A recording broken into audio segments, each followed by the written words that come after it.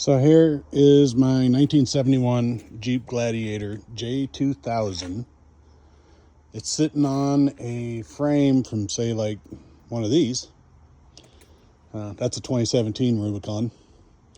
So this is a 2010 Rubicon frame. My 2017 has Fusion 4x4 Elite 60s underneath it. These axles under this rig, under the 71, are the original axles from the 2017.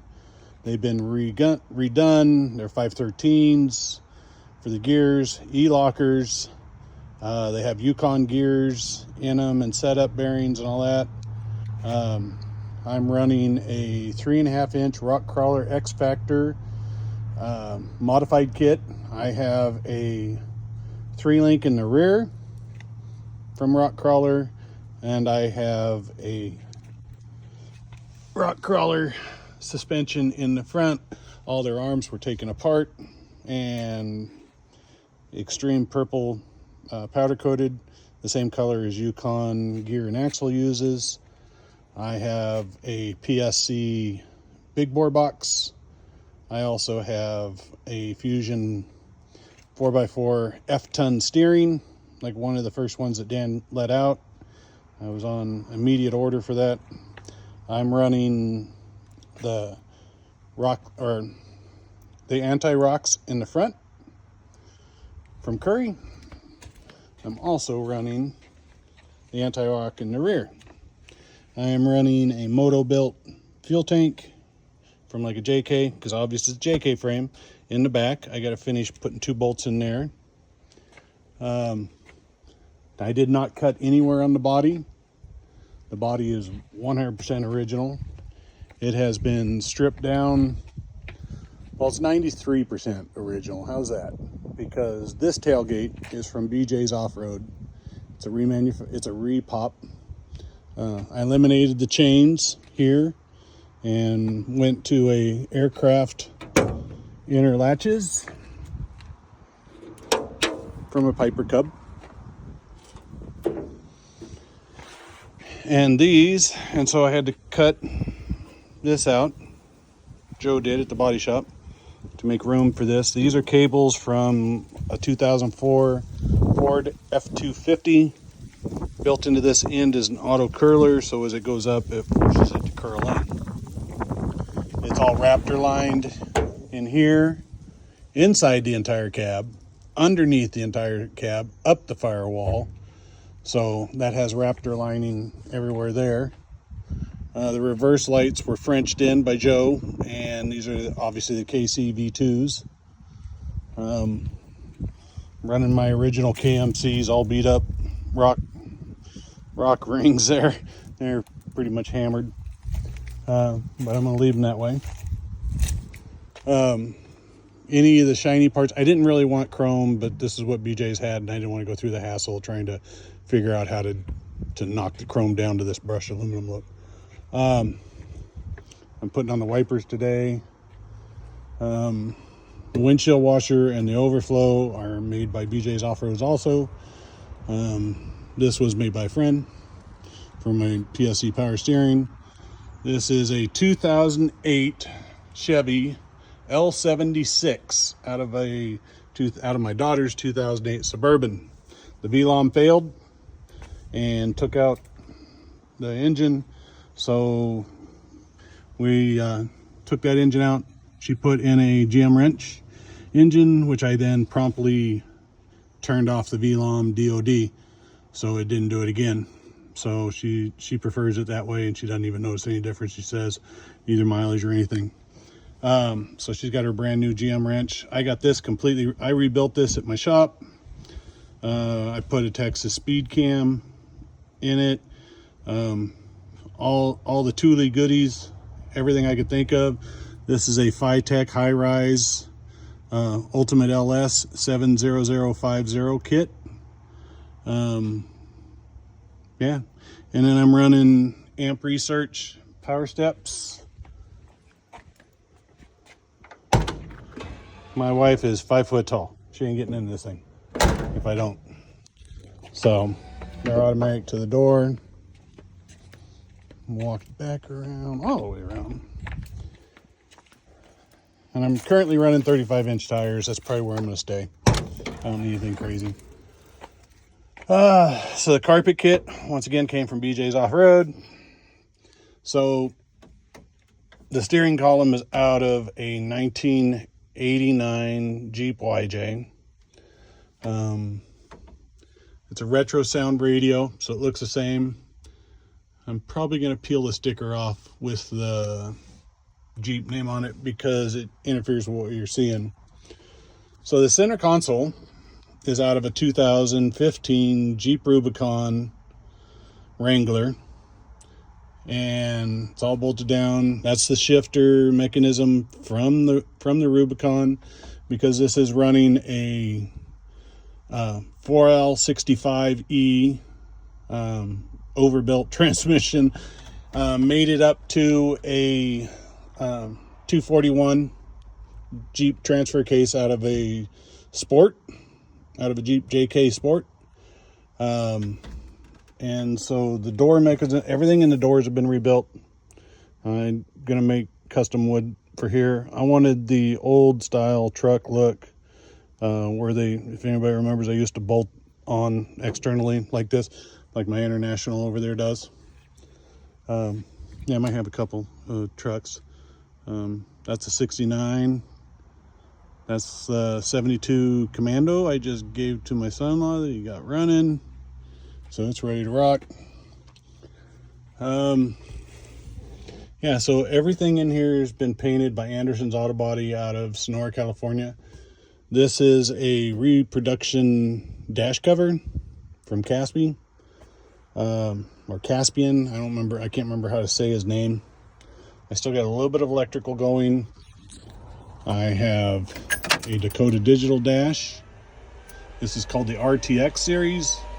So here in the middle, I get all the different communications, voltage, fuel, back to fuel, clock, speedo, temperature, oil pressure, obviously not running, it's not going to show anything. Parking brakes on, so parking brake lights on. Yeah. Usually run it with the temp. Turn signals work. All my lights work, everything works. You can hear the fan running underneath. That's a transmission cooler. Or the tranny, it runs all the time. I'll be putting that on the thermostat. I have a thermostat on it already. I just have not wired it up. They're Corbo seats. They are Corbo seat brackets down in here that they make for like the 74 and newer trucks. This would be a 71, so I had to drill 2 holes, which was no big deal, and then it bolted right in. Headliner, once again from BJ's Off-Road.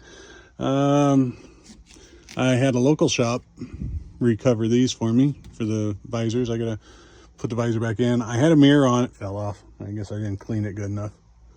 Brand new windshield, old original windshield, or rear window, however you want to say it. But that's one of my den tags. These trucks were kind of weird. So this truck is 55 years old. And there's the other data plate. Nice and polished up. This wouldn't normally have a hood release.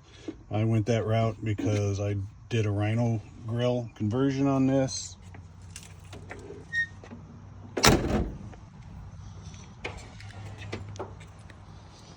So with the Rhino grill, you have like 4 different options on the hood latch.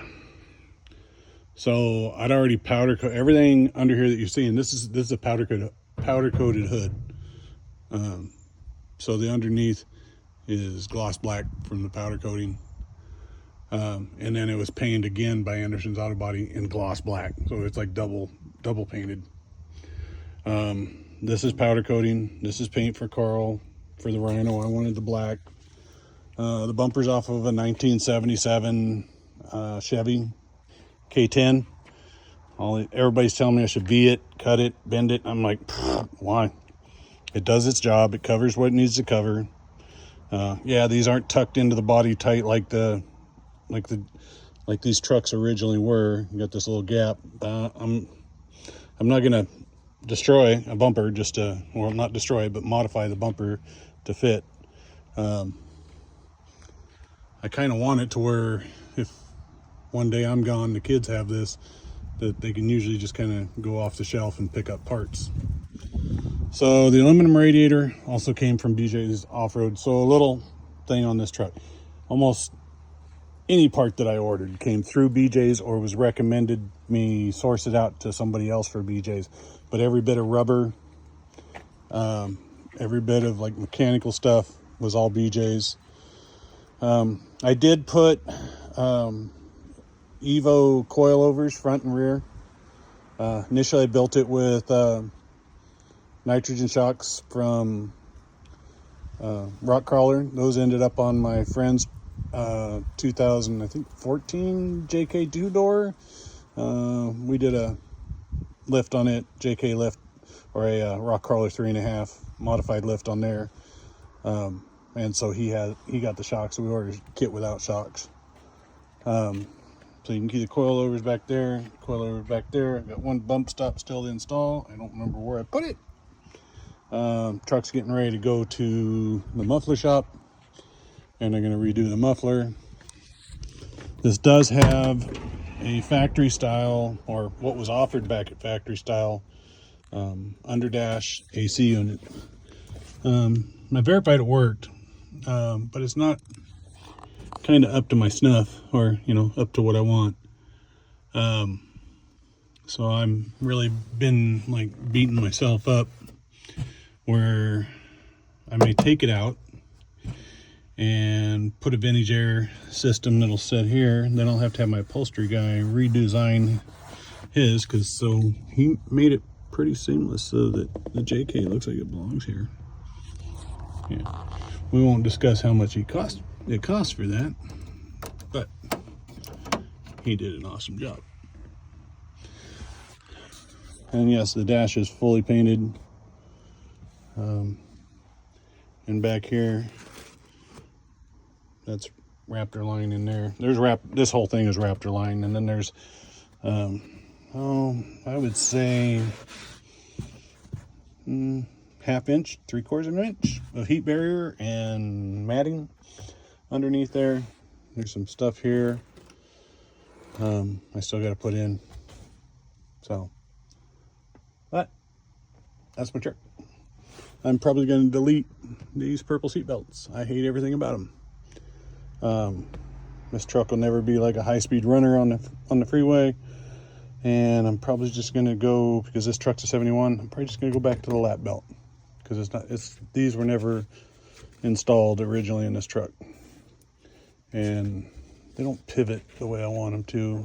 Maybe if I can get them to pivot, I'll keep them, but they keep messing up the rubber here when I have a passenger, as you can see. Maybe I just need to space them out more, but I may delete them. And I'm running, you can't see it back in here, but I'm running dual subwoofers back in the back. All right, thanks for looking at my rambling video.